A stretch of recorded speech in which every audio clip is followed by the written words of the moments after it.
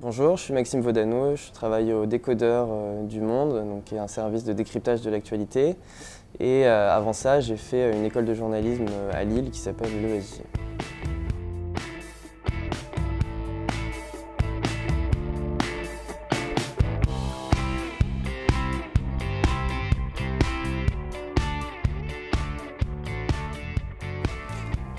Dans les rédactions web aujourd'hui, ce qui est le plus important, c'est ce qu'on appelle l'actu en continu, le flux. Donc c'est être capable de traiter rapidement des dépêches d'agence, aller sur les réseaux sociaux, etc. Donc ça, c'est très important, c'est de pouvoir être costaud sur ça. Après, on peut cultiver des spécialités ailleurs, mais ce qu'il faut, c'est vraiment se focaliser sur ça, puisque c'est ça qu'attendent les rédactions web aujourd'hui. Il y a un autre atout qu'on peut faire valoir, c'est justement une spécialité. Donc ça peut être une spécialité sur un sujet, c'est-à-dire être très bon en droit, en économie, en sport, ça c'est très recherché.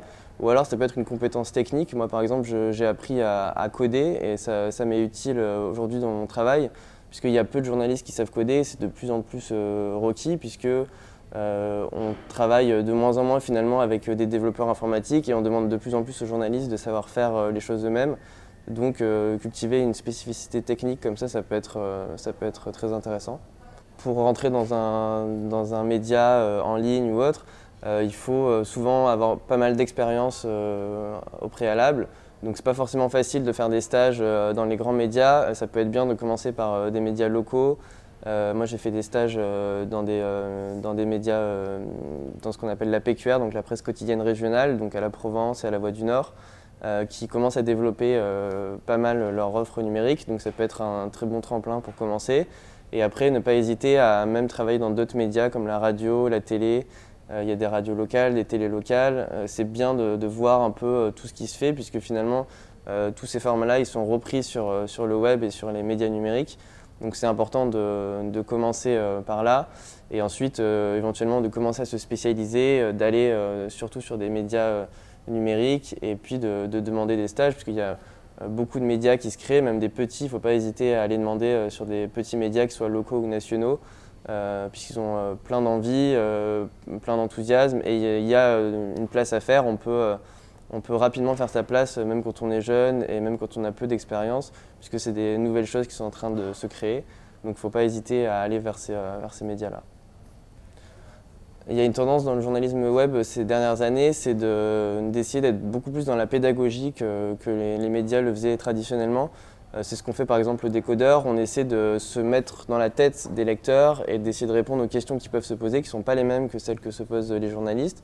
Et donc on va souvent se poser des questions beaucoup plus basiques que celles qu'on se pose d'habitude et essayer de les expliquer le plus simplement possible, soit par du texte, soit par le format qui est plus adapté. Donc ça peut être de la vidéo ou de l'infographie, ce qu'on appelle les data visualisations, c'est-à-dire des représentations visuelles des données. Et le but, c'est de faire comprendre au plus grand nombre, puisqu'on est lu par un plus grand nombre de personnes que sur un journal papier comme Le Monde. Donc c'est de s'adresser au plus grand nombre et donc c'est important d'avoir cette capacité de pédagogie sur l'information. Alors moi, ma formation à la base, c'était Sciences Po, donc j'ai fait une prépa pour faire Sciences Po. J'ai commencé par faire l'IEP à Lyon. Ensuite, je suis parti en Erasmus à Londres. Et après ma licence, du coup, j'ai passé les concours des écoles de journalisme et je suis rentré à l'école de Lille, donc l'ESJ Lille. Donc il y en a 13 autres qui sont reconnus par la profession et il y en a encore pas mal d'autres qui ne sont pas forcément reconnus et qui peuvent être de qualité. Donc en général, le profil des gens qui deviennent journalistes, c'est d'abord de faire une première formation à la fac, à Sciences Po, ou faire quelque chose de plus original qui peut ensuite être une qualité et un atout pour la suite. Et ensuite, essayer de faire une école de journalisme, donc c'est par concours, donc ça demande pas mal de travail pour les préparer. Et à l'issue de ces écoles de journalisme, multiplier les stages et essayer de trouver un boulot directement à la sortie. Globalement, c'est pas facile, mais il y a pas mal de possibilités un peu à droite à gauche, donc si on est motivé, il y a moyen de trouver. Alors, les 3 qualités qui sont importantes selon moi pour le journalisme web, c'est d'abord la rapidité, puisqu'il faut pouvoir réagir rapidement sur des événements. Même si on n'est pas toujours dans le rush, il y a des événements qui font qu'on doit ne pas perdre tous les principes de rigueur et quand même alimenter rapidement. On fait par exemple au Monde.fr ce qu'on appelle les lives.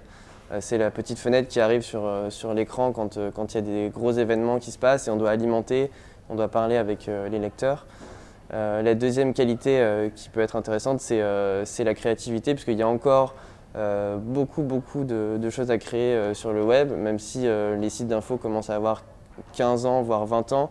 Il y a encore plein de nouveaux formats qui se créent et les directions, les rédactions en chef sont très preneurs de ces nouveaux formats. Donc ça c'est très important. Et je pense que la troisième qualité qui est importante, c'est de faire preuve de pédagogie, puisqu'il faut s'adresser, quoi qu'il arrive, à un grand nombre de personnes. Il faut un petit peu descendre du piédestal sur lesquels pouvaient être les journalistes autrefois, de s'adresser qu'à une certaine partie de la population, une certaine élite. Il faut se mettre dans la tête des lecteurs et interagir avec elle pour lui proposer une info qui lui correspond, sans forcément aller dans le buzz ou dans le people ou des choses comme ça. Il faut se mettre dans leur tête, dans la tête des lecteurs pour répondre à leurs questions.